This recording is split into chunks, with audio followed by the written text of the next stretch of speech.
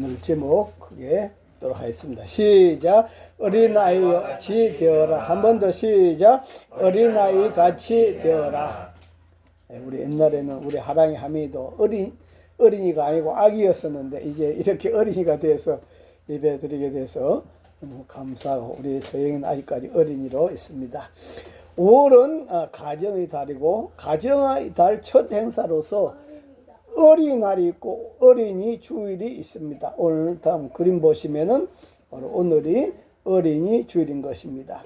어린이 주일은 단순히 선물이나 주고 놀러 가는 날이 아니라 우리가 생각하는 것보다 더 깊은 의미와 역사가 있는 날입니다. 그러면 어린이날은 언제부터 시작됐을까? 어린이날은 우리가 알고 있는 것보다 훨씬 오래 것을 올라갑니다. 제일 처음에 어린이날은 1923년 일제시대죠. 우리가 알고 있는 그 시작은 바로 1923년 5월 1일이었습니다. 그 중심에는 방정환 선생님이 있는데 그 당시에는 아이들이 지금처럼 존중을 받지 못했고 그냥 작은 어른으로 그렇게 인정받았습니다. 그래서 방정환 선생님은 어린이도 하나의 인격체다. 이것을 세상에 알리고 싶었던 것입니다. 그렇게 만든 개념이 바로 어린이라고 하는 그런 단어다. 어린이라는 단어다. 어린이라고 하는 단어가 생기기 전에는 아이, 애 그렇게 불렀었습니다. 그런데 존중하는 의미로서 어린이라 그렇게 표현을 사용하게 되었다고 합니다. 이것이 바로 어린이날의 유래가 되는데 가장 중요한 출발점이다. 그래서 어린이 애기 날이 아니고 아이 날이 아니고 어린이날이라고 하는 거. 그래서 초기 어린이날은 어린아이를 위한 행사와 건리서는 그런 같은 활동이 함께 진행되었습니다. 그 후에 여러 가지 사회 상황과 이유로 1946년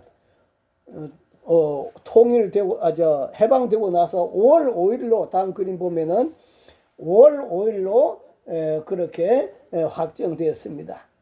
이 과정에도 어린이들이 더 행복하고 자유롭게 지낼 수 있도록 고민한 결과였다. 그러다가 1975년 공휴일이 되었습니다. 그래서 법정 공휴일이 되었다고 하는 것은 국가적으로 어린 아이들을 보호하고 중요하게 생각하겠다고 하는 그런 의미가 강해진 것입니다.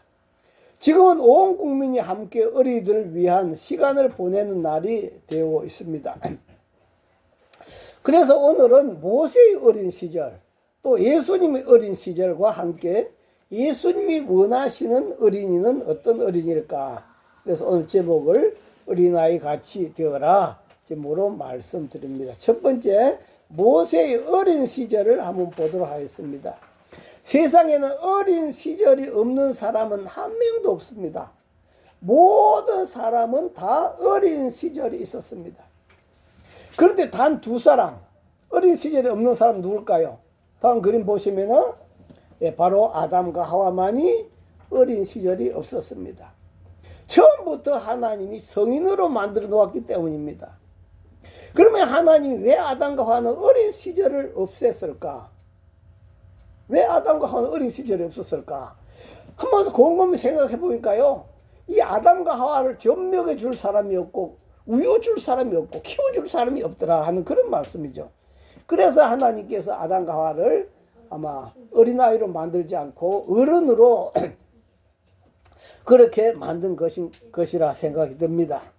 그런데 성경에는 전부 다 어린 시절이 있었음에도 불구하고 많은 사람들이 어린 시절을 기록하지 않고 있습니다. 단 몇몇 사람들만 어린 시절을 기록하고 있는데요. 이는 그만큼 그 사람의 어린 시절이 중요하기 때문에 어린 시절을 기록했다. 그렇게 보아집니다. 그 가운데 모세의 어린 시절이 기록되었습니다. 모세는 참으로 불행한 시대에 태어났습니다.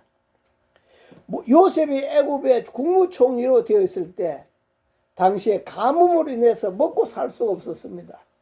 그래서 야곱이 다음 그림 보시면은 야곱이 모든 식구들을 데리고 고센이라고 하는 땅으로 내려가서 거기서 애굽 땅 소속된 고센이라는 땅에 정착해서 그렇게 살게 된 겁니다. 다음 말씀 읽어보면은 시작. 이와 같이 야곱이 그 아들들과 손자들과 딸들과 손녀들 곧 그의 모든 자손을 데리고 애굽으로 갔더라. 예, 전부 자손들 아들들 다 데려갔더니 한 70 몇 명 됐는가 봐요. 그래서 애굽으로 가서 여기서 한 70명이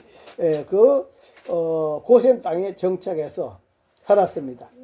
그런데 400년을 지내면서 이스라엘 사람들의 인구가 엄청나게 늘어나게 되었습니다. 애굽 왕은 불안했습니다.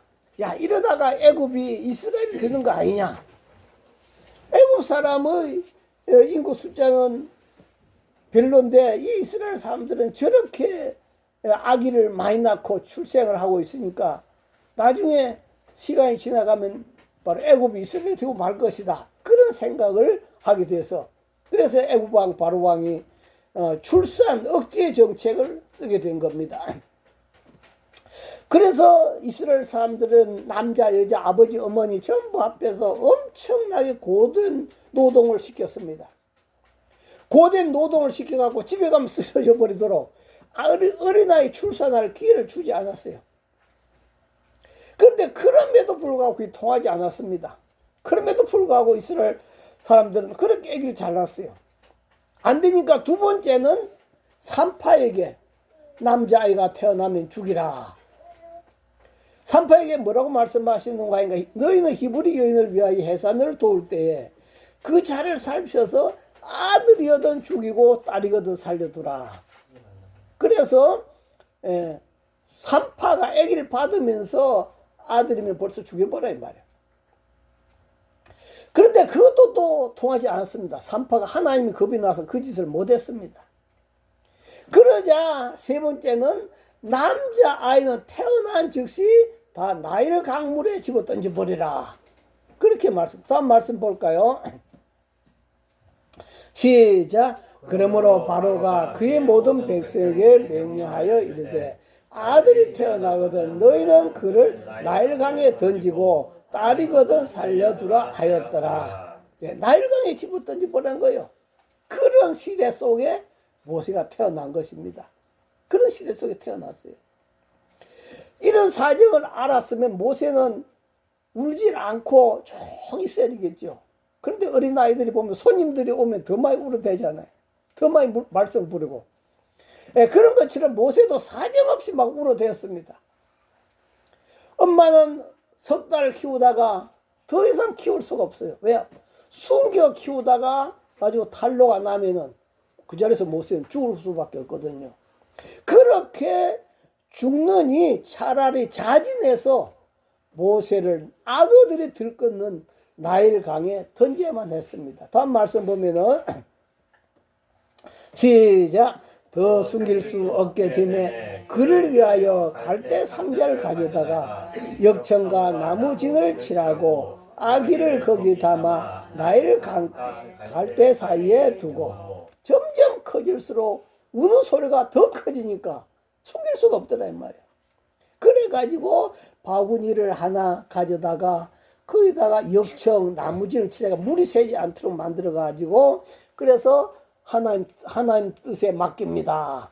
살든지 죽든지 하나님 뜻입니다. 하나님 뜻에 맡긴 뜻으로 나일강에 띄웠다 하는 그런 말씀이에요. 이때 부모의 심정이 어떠했을까요?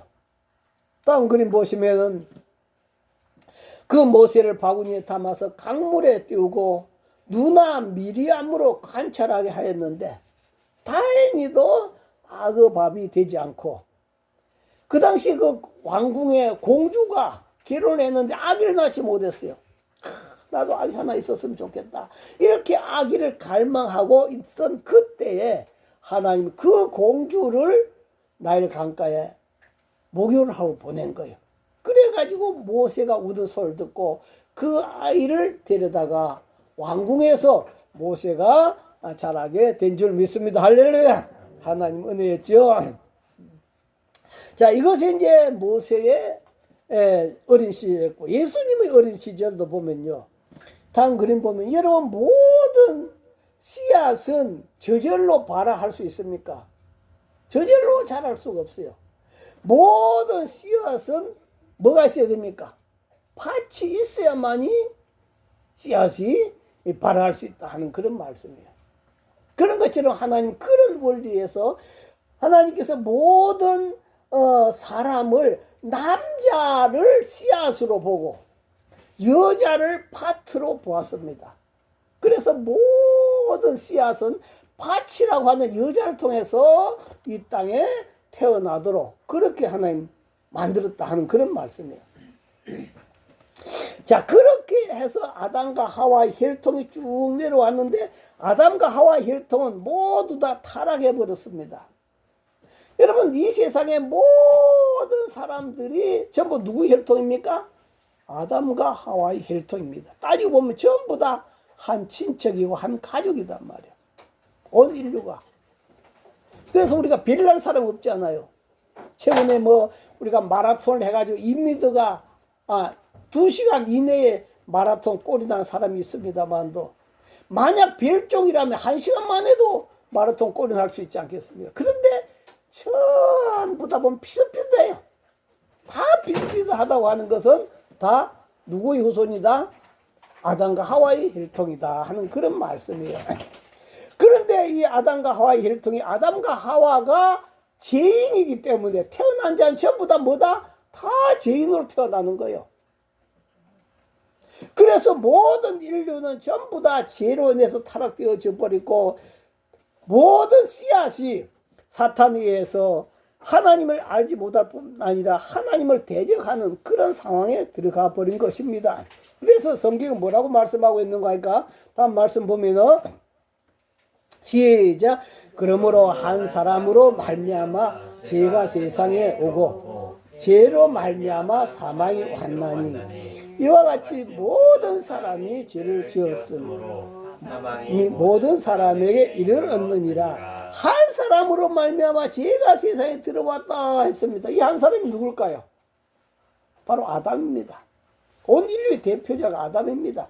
그 아담으로 말미암아 죄가 세상에 들어오고 또 사망, 죽음이 왔다 이 말이요. 이와 같이 전부 그 후손이기 때문에 모든 사람이 다 죄를 지은 것이 같다 이 말이요. 그래가지고 모든 사람이 다 죽게 됐다. 전부 다 아담의 혈통이다 하는 그런 말씀이에요. 그러므로 이 아담의 혈통에서는 희망이 없습니다. 그래서 하나님께서는 다른 씨앗이 필요했습니다. 이 세상에 다른 씨앗이 있어야, 죄 없는 씨앗이 있어야만 됐습니다. 그래서 사랑의 하나님은 인류가 망하는 것을 볼 수 없었습니다. 그래서 하나님은 죄도 없고 흠도 없고 하나님의 독생자 그분을 이 땅에 보내시고자 했습니다.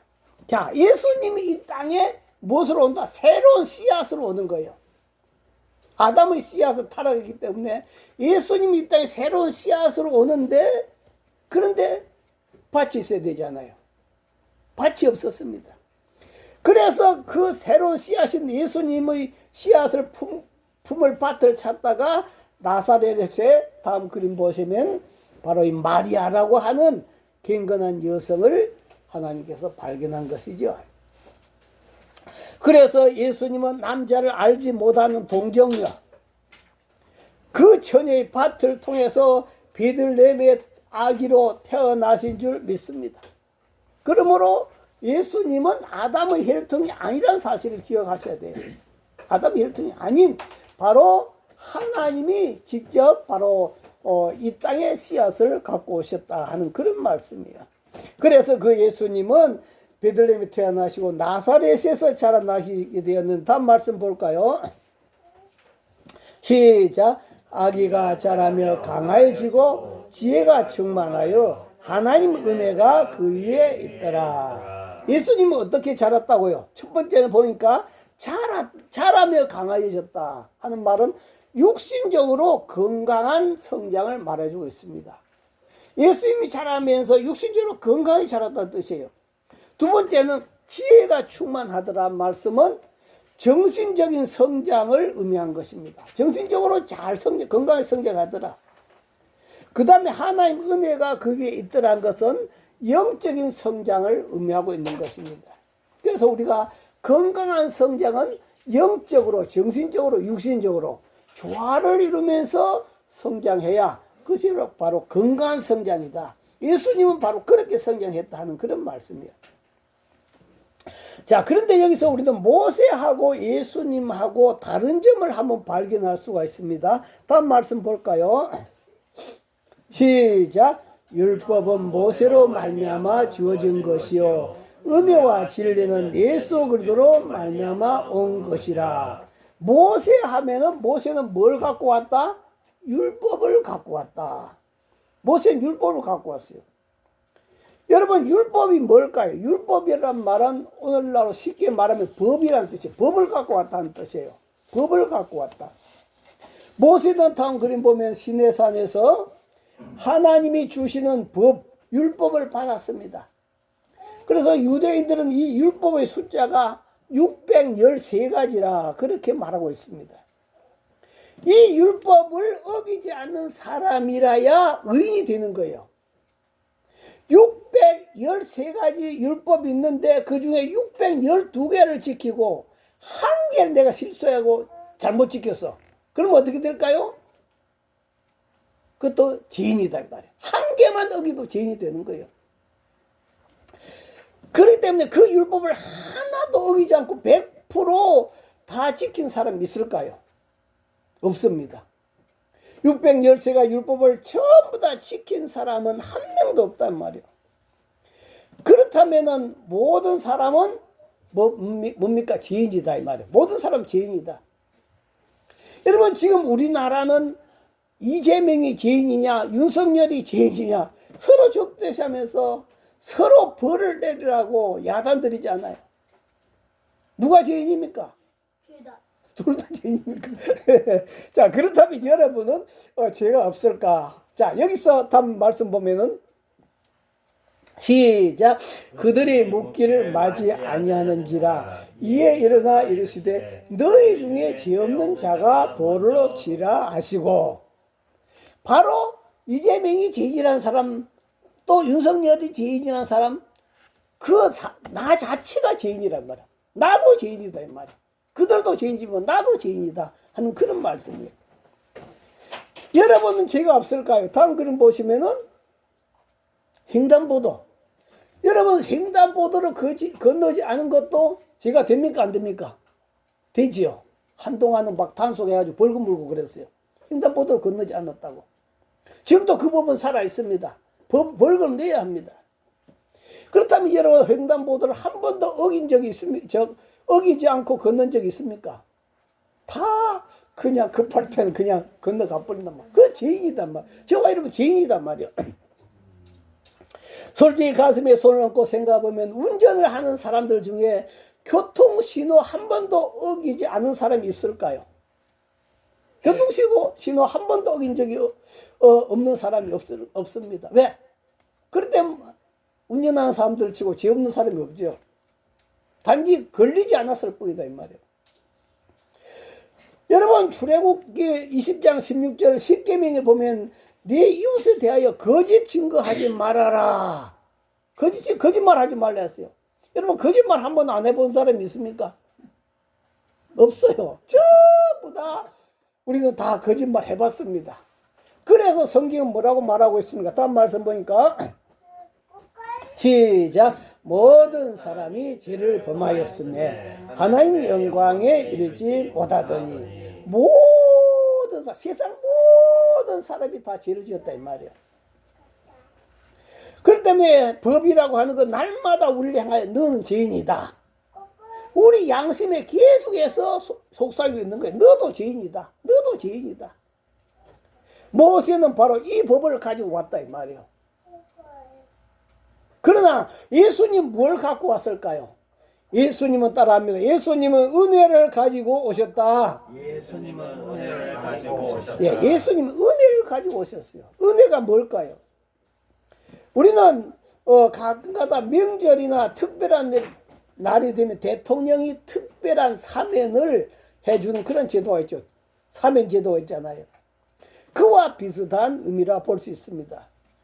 그러나 여러분, 대통령이 그 죄수들의 죄를 내가 너희들 죄를 다 걸머져 줄게, 너희들 나가라, 그렇게 한 거 아니에요.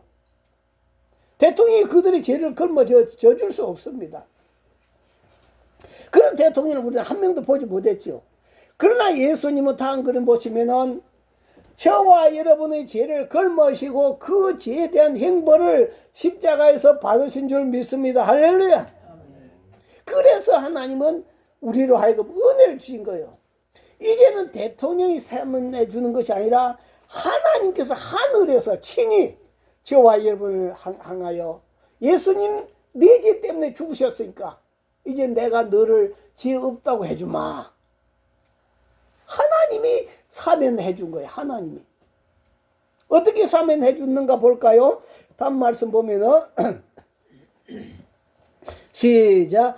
이 예수를 하나님이 그의 피로서 믿음으로 말미암는 화목제물로 세우셨으니 이는 하나님께서 길이 참으신 중에 전에 지은 죄를 간과하심으로 자기 의로우심을 나타내려 하시느니 전에 지은 죄를 간과했다. 간과했단 말은 무슨 말인가 하니까 묵인했다. 없는 걸로 인정한다. 그런 뜻이에요. 하나님이 저와 여러분이 전에 지은 죄를 없는 걸로 인정해갖고 저와 여러분을 의인이라고 인정해 준 줄 믿습니다. 할렐루야. 내가 노력해서 만든 의인이 아닙니다. 예수님 믿음으로 말미암아 의롭다고 인정을 해 주신 것이다. 다음 말씀 볼까요? 시작. 그래도 예수 안에 있는 성령으로 말미암아 하나님 은혜로 값없이 의롭다 하심을 얻은 자 되었느니라. 저와 여러분이 예수 믿으면 의인이라 말합니다. 의인이라고 하는 건 내가 노력해서 613가지 율법 지켜서 의인이 된 것이 아닙니다. 나는 죄인이지만도 하나님 은혜로, 은혜는 선물이죠. 하나님 예수님을 보시고 공짜로 우리로 하여금 너는 의인이다, 이제는 감옥에서 나가라 선포하신 거예요. 그래서 우리는 바로 이렇게 사면을 받은 자입니다. 자, 그렇다면 우리는 이러한 사면을 받고 어떻게 살아가야 될까요?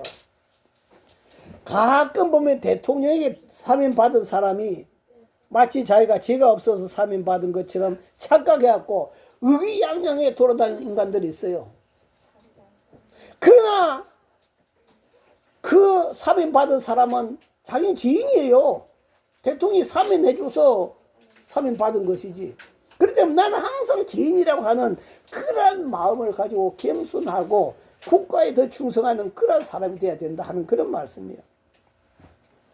저와 여러분도 마찬가지입니다. 내가 죄가 없는 것이 아닙니다. 그래서 찬송가에도 나 같은 죄인 살리신, 아니 내가 의인 됐는데 왜 죄인 살리신?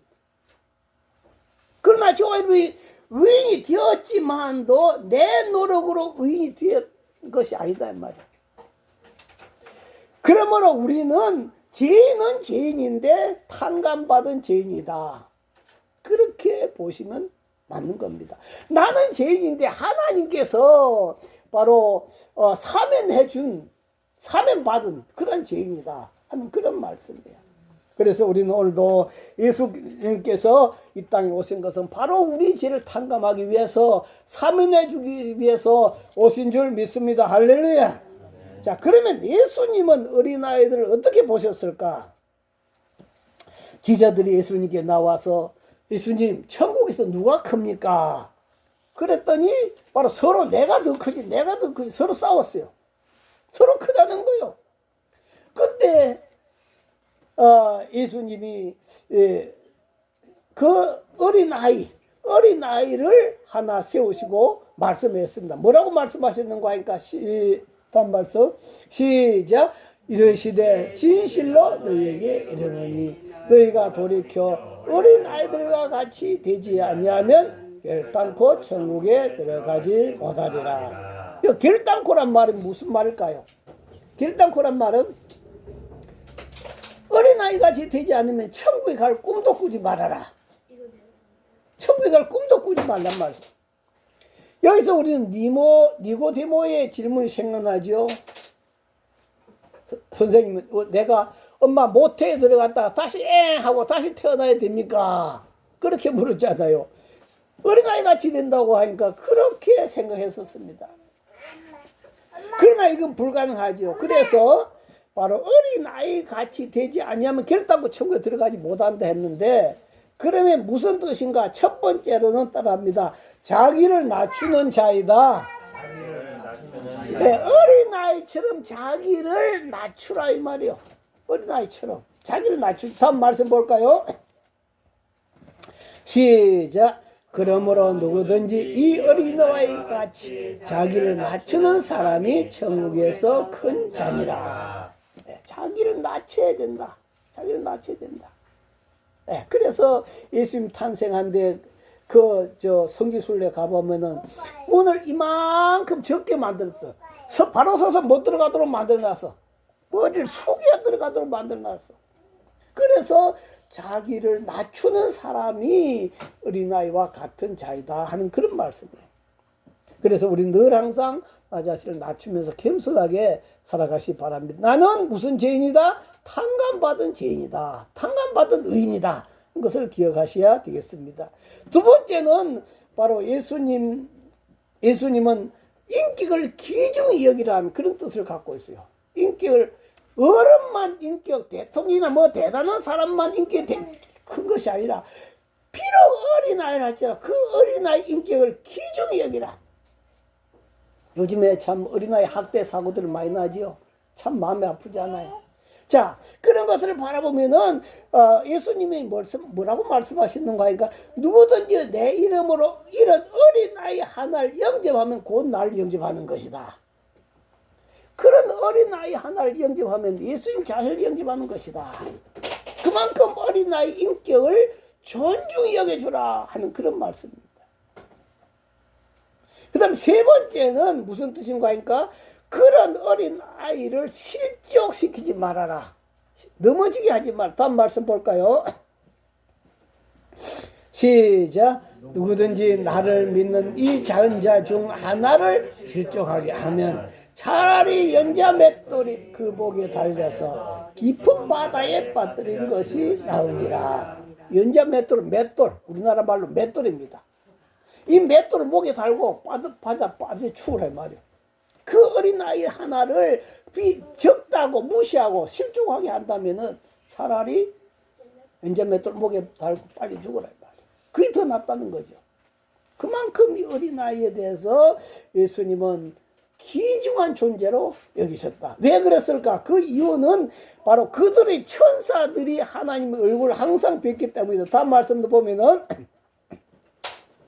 시작. 상가 이 작은 자 중 하나도 없이 여기지 말라. 너에게 말하노니 그들의 천사들이 하늘에 계신 내 아버지의 얼굴을 항상 배웠느니라. 그래서 다음 그림 보면은 유대인들은 어린 아이들을 각자 지키고 보호해주는 수호천사가 있다는 거예요. 바로 이 말씀도 바로 그런 수호천사가 있다고 하는 것을 보여주고 있단 말이에요. 왜? 세상 사람들이 무시하니까 하나님께서 천사를 보내셔서 그들을 지켜주고 있다 하는 그런 말씀이에요. 그렇기 때문에 이러한 어린아이를 실족하게 하느니 차라리 연자 맷돌 목에 달아라 하는 그런 말씀이에요. 여러분, 구약 시대에는 다음 그림 보면 세마라고 하는 것이 있어요. 세마라고 하는 것이 있는데, 하나님 말씀을 기록한 것을 손목에 감았죠. 예. 하나님 말씀 기록한 것을 저렇게 손목에 저리 감고, 또 이마에도 붙이고, 또 문설주, 문설주에도 거기도 다 하나님 말씀 기록해 놓습니다. 그렇게 해서 그들은 세마라고 하는 것을 통해서 자녀들을 교육을 시키고 있는 걸 볼 수 있는데요. 그 자녀를 교육시키는 그 부모에 관해서 하신 말씀 보면, 첫 번째 다음 말씀, 이 부모에게 준 말씀이죠. 시작. 너는 마음을 다하고 뜻을 다하고 힘을 다하여 네 하나님 여호와를 사랑하라. 먼저 부모가 자녀 교육하기 전에 먼저 부모가 마음을 다하고 뜻을 다하고 힘을 다해서 부모가 먼저 하나님을 사랑하라 하는 그런 말씀. 부모가 사랑해라. 그 다음에 두 번째도 부모에게 주신 말씀인데요. 그 다음 말씀도 보면은 시작. 오늘 내가 네게 명하는 이 말씀을 너는 마음에 새기고. 먼저 자녀에게 가르치기 이전에 하나님 말씀을 자기 마음에, 부모 마음에 먼저 새기라 이 말이에요. 오늘 우리 사람들은 보면은 자녀들에게는 지독히 잘 가르치려고 하는데 자기에게는 이 하나님 말씀을 새기지 못하고 있다 하는 그런 말씀이에요. 그래서 먼저 자녀 교육하기 이전에 먼저 부모 마음에 하나님을 사랑하고 또 하나님 말씀을 새기고, 그 다음에 세 번째로 주신 말씀이 뭔가 하니까 다음 말씀 보면은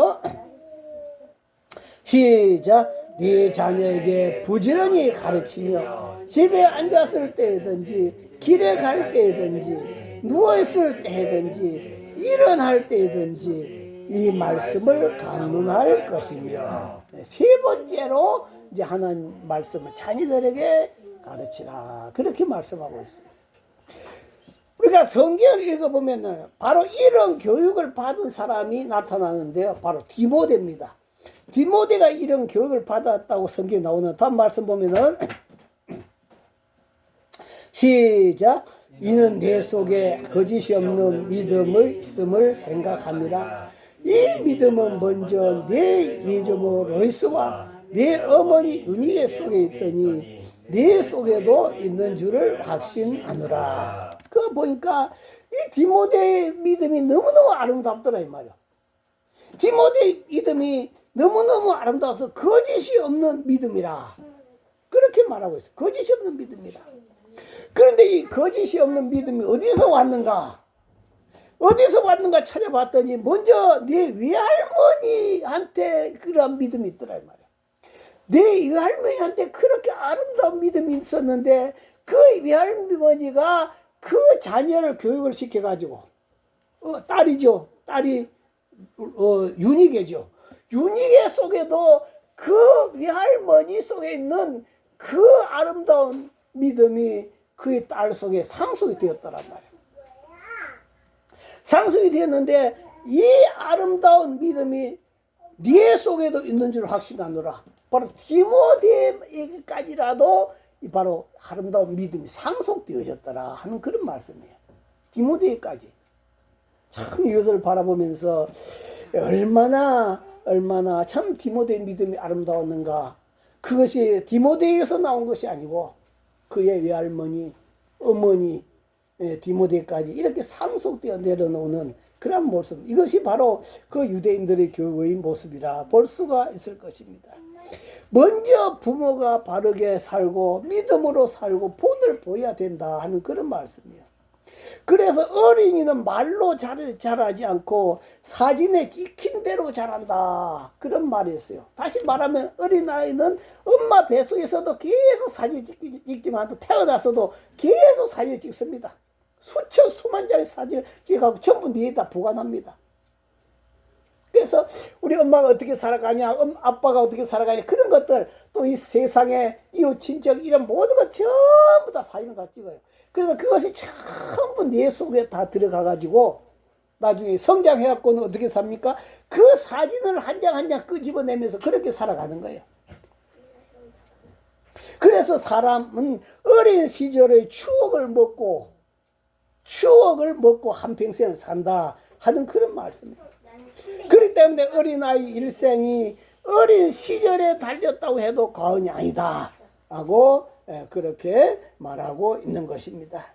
오늘도 우리가 정말 하나님 앞에 우리들 자신이 어린아이들과 같이 튀는 그런 삶을 살아가야 되겠고, 또 두 번째는 자녀들에게도 내 삶을 아름답게 보여주면서 그 사진을 찍어갖고 자녀들이 그렇게 성장할 수 있도록 그렇게 바로 내가 바라는 그러한 삶을 자녀에게 강요하기보다도 내가 살아갈 때 자녀는 사진 찍고 내가 말 안 되고 자라는 것이 아니고 본대로 성장한다는 사실을 기억하고 오늘도 우리가 좋은 가정, 좋은 부모, 좋은 자녀, 복된 그러한 저와 여러분 되기를 바랍니다. 주여 시험으로 기도합니다.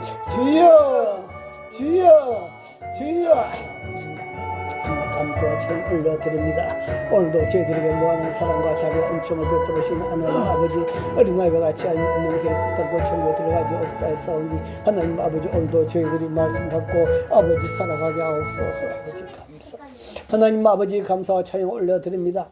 예수님께서 서로 제자들이 네가 크냐 내가 크냐 서로 다투고 있을 때 어린아이를 데려와서 어린아이가 들과 같이 되지 않으면 결단코 천국에 들어가지 못한다 했습니다. 스스로 낮추라, 자신을 낮추라 했습니다. 어린아이 비록 약한 자의 그 인격을 존경하라고 했습니다. 그리고 실족시켜서는 안 된다 했습니다. 그들의 천사들이 하나님 얼굴을 배운다 했습니다. 하나님 아버지, 오늘도 우리들 자신을 다시 돌아보면서 정말 아름다운 그런 부모의 모습을 갖고 뿐만 아니라 또 아름다운 유산을 자녀들에게 물려줄 수 있는 저희들이 다 되도록 축복하여 주옵소서. 예수님 이름으로 기도하옵나이다. 아멘.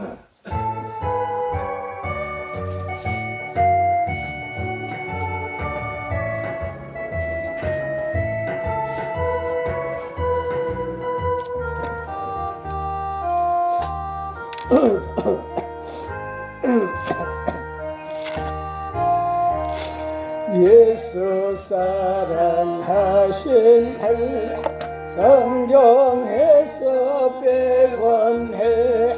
의리들은 약한 나 예수 건세만도다.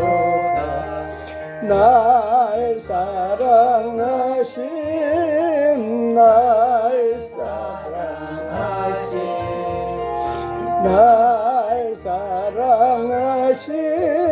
성경에서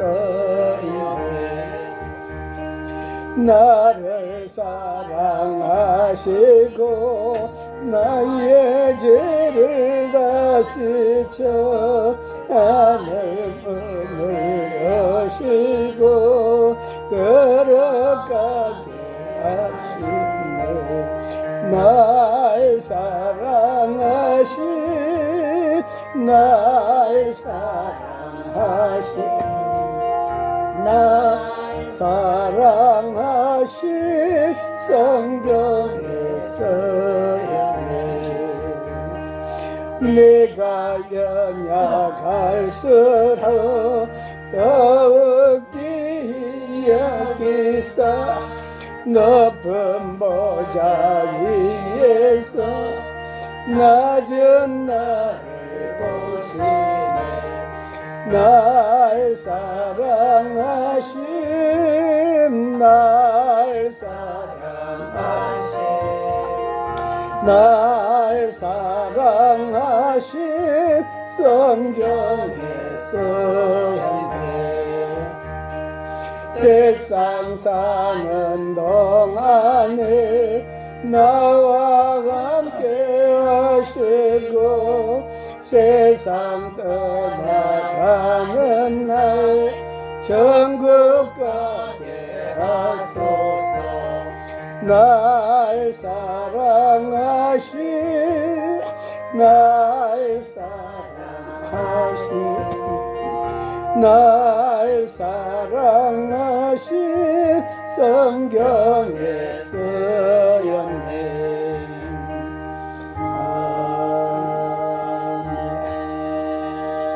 하나님 아버지 감사합니다. 오늘도 우리에게 가정을 허락하시고 또 자녀를 허락하시고 하나님 기뻐하는 믿음을 허락해 주셔서 감사합니다. 하나님 아버지, 저희들 가정에 아름다운 믿음으로, 거짓이 없는 믿음으로 복된 그 믿음의 가정 세워나가도록 축복하여 주시옵소서. 아버지 앞에 감사의 물을 드립니다. 정순자 사모 감사의 물을 드렸습니다. 이팔성 장로님 감사의 물을 드렸습니다. 이담영 집사님 감사의 물을 드렸습니다. 이명자 권사님 감사물 드렸습니다. 이종이 생일을 감사물 드렸습니다. 정순자 사모 11제물, 야니 원사님 11제물, 김성준 정혜선 집사님 가정에서 11제물, 이종이 11제물, 하나님 아버지 앞에 주일의 물과 또 성교의 물, 사랑의 직방의 물 올려드렸습니다. 하나님 받으시고 축복하시고 저희들 삶 속에, 저희들 가정 속에 풍성한 하나님 축복이 눈으로 볼 수 있는 축복으로 채워 주시옵소서. 지금은 우리 주 예수 그리스도의 은혜와 하나님 아버지의 만극하신 사랑과 성령님의 감동 감화 교통 충만하심이 저희들의 심령과 저희들의 가정, 직장과 이 나라 위에 세계 위에 영원히 함께 하시기를 간절히 축원하옵나이다. 아멘. 감사합니다. 아버지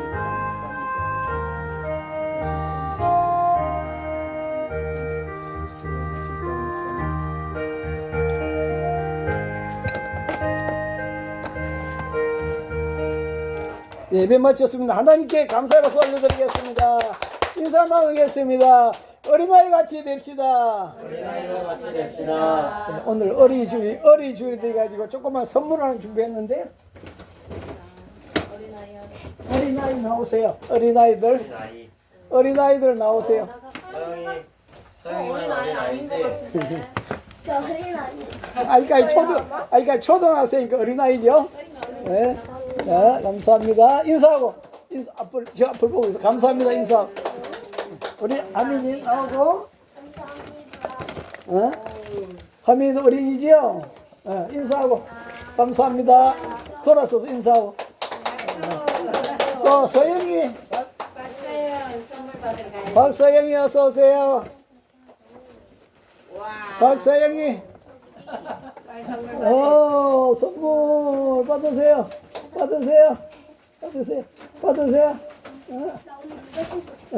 감사합니다. 감사합니다. 수고했습니다.